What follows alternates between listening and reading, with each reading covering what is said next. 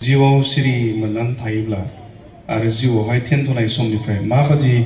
जिउआव सिरि मोननांगौ बेफोरनि माखासे राहा लामाफोरखौ जों खोनासंनो मोनबाय आरो जिउआव सिरि मोननानै थायोब्ला मानसिया बिश्वासि मानसिफ्रा मा जायो होननानै माबादि जानांगौ बेनि खोथाखौहाय लास्टआवहाय जों खोनानो मोनबाय आंनि थीम होजानाय बायदि जोङो जिउआव थाबायनो होननाय बायदि आङो मैया मोननै सेसन इसोरनि बोसोन फोसावनायावहाय जिउआव थाबायनायावहाय मानसिया माबादि जानांगौ बेफोरनि माखासे गोबां खोथाफोरखौ जों सावरायलांबाय आरो दिनै आङो जिउआव थाबायनायावहाय जोङो माबादि जानांगौ आरो जिउआव थाबायनायावहाय actually one of the things that happens to us naturally and supernaturally बियो मा होनना बुङो वी बिकम विजनारिज जोङो मा जायो जों विजनारि जायो सेकेंड कोरिन्थियानि बोसोनाव लिरनाय बादि मा होनना बुङोब्ला सैताना मानसि जाथिनि गियान दृष्टिखौ बन्द खालामनानै दोनबाय बेनिखायसो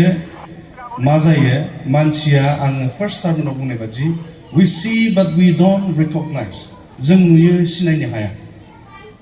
जोङो मिन्थिगौ नाथाय बुजिनो हाया मानो होनना बुङोब्ला जोंनि फिजिकल नोजोराल' दृष्टियाल' जोंनाव दङ नाथाय गियान दृष्टिखौ सैताना मा खालामनानै दोनबाय बन्द खालामनानै दोनबाय But when the Spirit of the Lord comes upon you, indwells in you, He begins to lead you. जेब्ला इसोरनि जिउआ जोंखौ फिलिं खालामनानै जोंखौ दैदेननो सुरु खालामो आरो जों जेब्ला गालातियान्सनि 5 verse number 25 आव लिरनाय बादि जेब्ला जों बिजों आगानजों आगान सुरफानो गोसो जायो the responsibility to fulfill the spiritual life does not become burden any longer. इसोरनि जिउआ जोंखौ मा जानायखौ हास्थायो इसोरनि जिउआ जोङो मा मावनायखौ हास्थायो बे जोंनि थाखाय गोब्राब मोनसे बार्डेन जाया बे अजन जाया नाथाय खिन्थु बरंस मा जायो बे जोंनि थाखाय सानफ्रोमबोनि खुसि जयसो जायो बेनिखायनो बेजों लोगोसे दिनैनि दिनावहाय जों मा नायबावनो होनना बुङोब्ला इसोरनि जिउमाजों जों थाबायोब्ला जोंनावहाय मा जायो we become visionaries आरो visionary जायोब्लासो बोसोनाव बुंनाय बादि we are more than the conquerors जानो हागौ जोंनि सिगाङावहाय गोग्गोम मोनसे मानसि challenges बा मोनसे गोग्गोम सिचुएशन जोंनि सिगाङावहाय थानो हागौ but that does not matter we are more than the conquerors जोङो conquerors फोरनिफ्रायबो साग्लोबबायग्राफोरनिख्रुइबो जोङो गोग्गोमसिन होननानै जोङो साननो हायो मानो होनना बुङोब्ला we begin to see beyond the boundaries जोङो बाउन्ड्रिनिख्रुइबो सिगाङावहाय आरो एकदमबारे जोबनो गैयै समसिम जों नुसहरनो हायो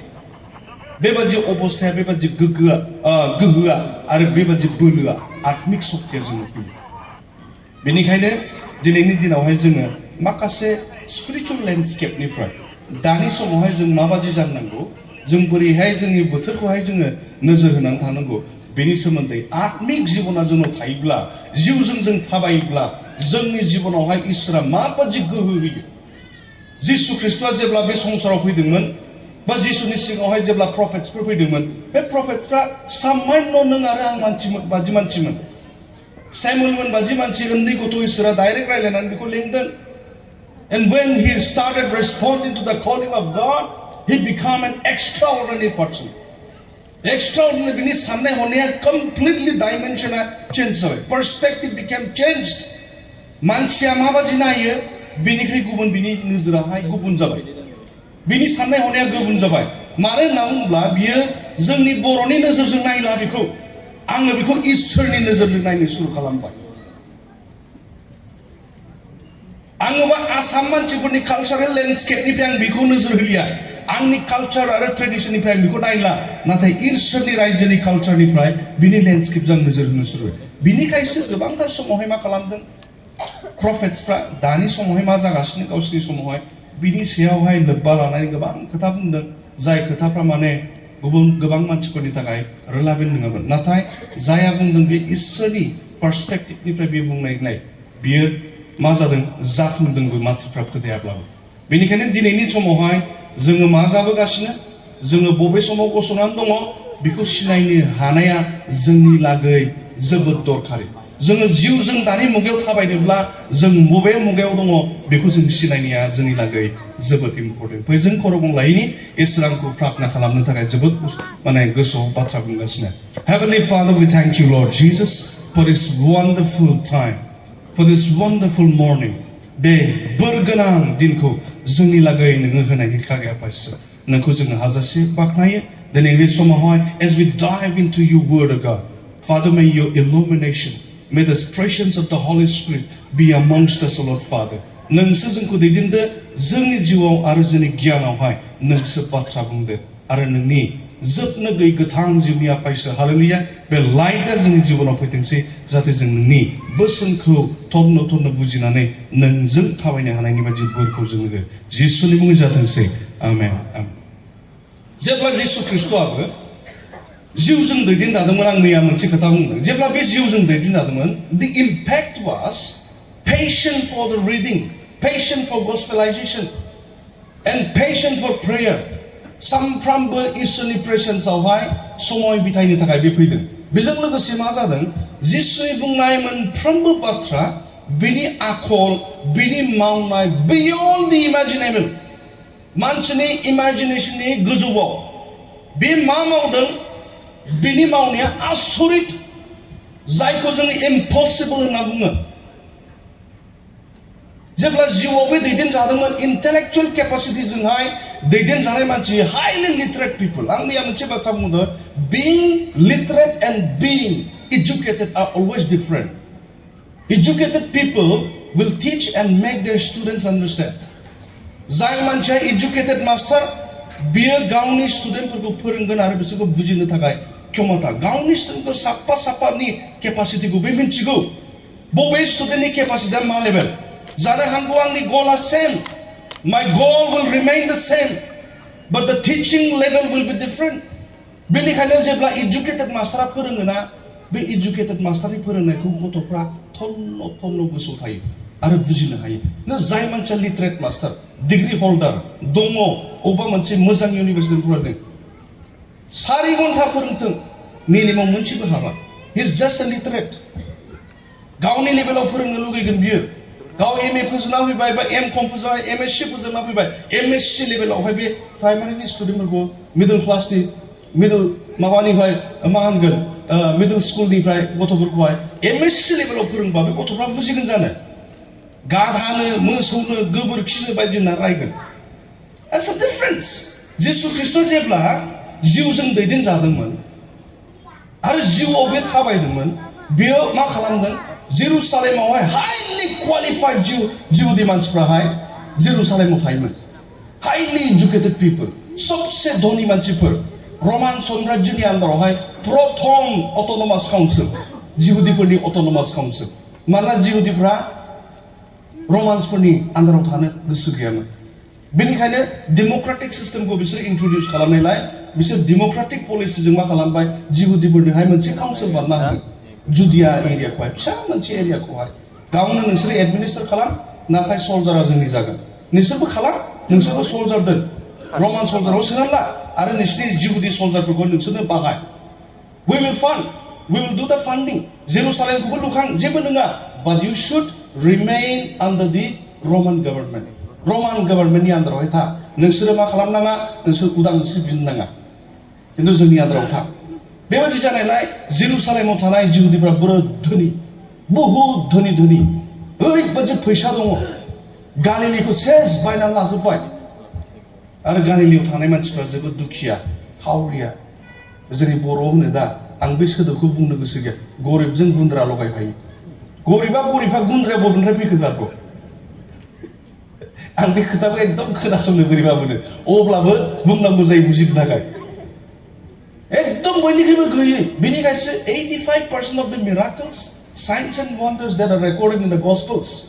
जोंनि गस्पेल्सआवहाय जि साइन्स एन्ड वान्डार्स जि मिराकल्सफोरखौ रेकर्डिं खालामनाय दङ बे रेकर्डफ्रा बहा जादों गालिलीयावहाय जेसेबांनाखि मिराकल सेस गालिलीयावहाय मानो थाखाय फाहामनो थाखाय देहा फाहामसालियाव थांनो थाखाय फैसा गैया according to Josephus 7 बोसोराव खेबसे मेन्दा मासे बायनानै जेरुसालेम थांनानै बलि हैनो थाखाय क्षमता जाया जाहैदों बिसिनावहाय 7 बोसोरावबो खामायनो हाया मेन्दा मासे बायनो थाखाय ओरैबायदि अबस्थायाव थायो बिसोरो बेबादि जायगायाव थांनानै जिसु ख्रिस्टआ माबादि प्रसार खालामनो बिसोरो लेखा फरा गैखाया बिसोरनि गेजेरावहाय जुदि बियो हाइलि बम्बास्टिक लेभेलनि वर्ड्सफोर टार्मिनोलजिफोरखौ इउज खालामनानै जुदि थियोलजिकेल सारमन प्रसार खालामोब्ला बिसोर बुजिगोन जानो बुजिया बेनिखायसो बिसोरनि गेजेराव थानानै जिसुआ मा खालामदों बिसोरनि गेजेराव थांबाय गला मोनसेयानो रावा इसोरनियानो नाथाय बिसोर बुजिनो हानाय पेराबल्स जि जायगायाव दं बे जायगायाव दंमोन दुम्रु दंफां नुबाय दुम्रु दंफांनि दृष्टान्त लाबाय जि जायगायाव थांदों जेब्ला बेसरनि बारि नुदों बेसर बारि बेवहाय बेसर बेगरनि दृष्टान्त लानानै इसोरनि बाथ्राखौ बुंलांदों अब्ला मा जादों मानसिफ्रा जोगो मानसिफोर फैनानै मा खालामदों जिसु ख्रिस्टनि उनाव थाबायदों मानो होनना बुङोब्ला जेब्ला जों जिउआव थाबायोना जोङो सिचुएसनखौ बुजिनो हानाय इसोरा जोंनो गोहो होयो बबे सिचुएसन बेलाय आरो जेब्ला जिसु ख्रिस्टआ उन्दै बैसोआवनो जेरुसालेम मन्दिराव थांजेनदोंमोन बे समावनो जेरुसालेमनि हाइलि क्वालिफाइड राबाइसफोर फोरोंगिरिफोर पात्ता मोनाखै बबे कमेन्ट्रिनिफ्राय फरायखो बे गथ'आलाय जोंथ' मोनफेराखै बेबादि कमेन्ट्रि स्क्राइब्सफोर बबे कमेन्ट्रियावहाय नोंसोर लिरा बेखौलाय माने स्क्राइबफ्रा बेखौ लिरो बेनिखायनो स्क्राइब्सफोरखौ होनदों बबे कमेन्ट्रियाव लिरा नोंसोरलाय नागिरबायदों किन्तु जिसुनि बुंनाय बाथ्राखौ नागिरना मोनाखै आसरित मोनदों मानो होनना बुङोब्ला जिउआव थाबायोब्ला जोङो सिचुएसनखौ मिथिगौ आरो बोथोरखौ जों सिनायनो गोरों जायो बेनिखायनो इसोरा दहाय मानगोलां बिथाङाबो थीम टुनि स्पिकार बिथाङाबो माखासे बाइबेल भार्सफोर जोङो वी मास्ट बी वाचफुल माने मा बोथोरखौ सिनाय बेनिखायनो एफिसियेन्सआव सी देन यू वाक सर्कमस्पेक्टलि नट एज द फुल्स बाट एज द वाइज नोंसोरो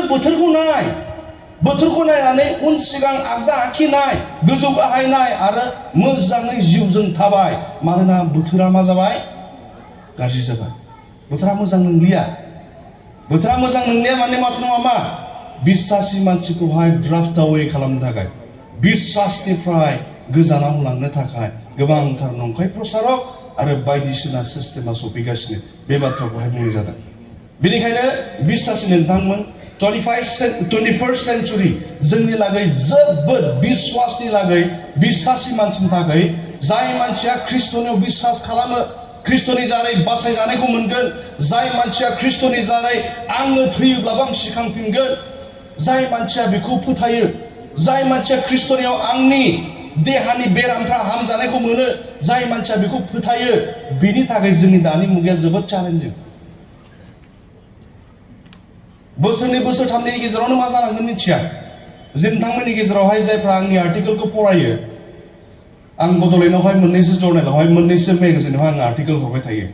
जोहोलाव सेंग्रा सिख्लाफ्रा आंनि बर' गथ'फोरखौ आं जोबोद मोजां मोनो आंनि बर' हारिनि गथ'फ्रा फरायसा गथ'फ्रा जाहाथे फरायनानै बुजियो बोथोरखौ बेनि थाखाय आं बड'लेण्डआवहाय माखासे मेगाजिन्सफ्राव जिउदिङा होननाय मोनसे आर्टिकेल साफायो BBC-निफ्राय बेयाव आं आर्टिकेल हरबाय थायो दाख्लै बावैनियावबो माखासे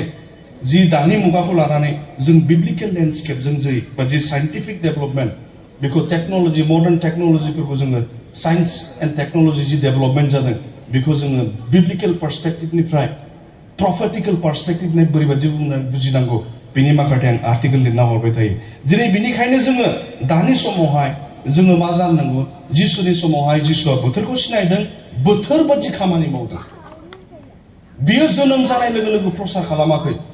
बियो मा खालामदों समखौ नेदों 30 बोसोर नेदों